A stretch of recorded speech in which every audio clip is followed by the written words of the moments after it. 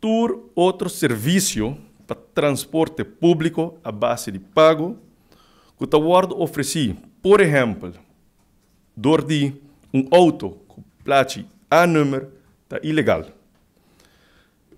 Corpo policial é a única instância oficial que tem autoridade para actuar contra a ilegalidade aqui. DTP tem a bevoegdheid para controlar somente de maneira mambisa e veículo que tem número plate TX, T ou B, MV e V-wagens.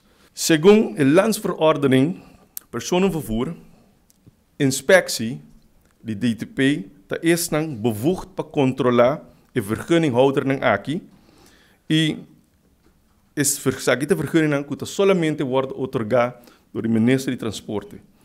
Ik meen, dan tem toer de bevoegdheid para qualquer de veículo que tem o número plaatje de número como eu mencionar.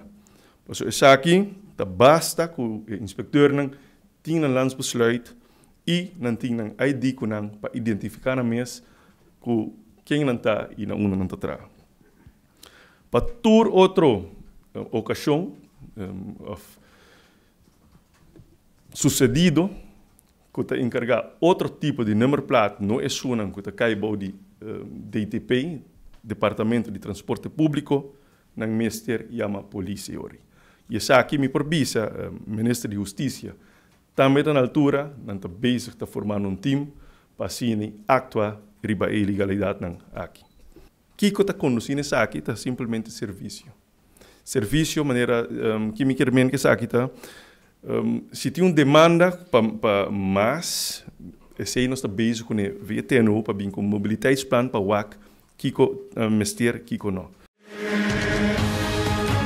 Essa aqui está é a Rubiano, o website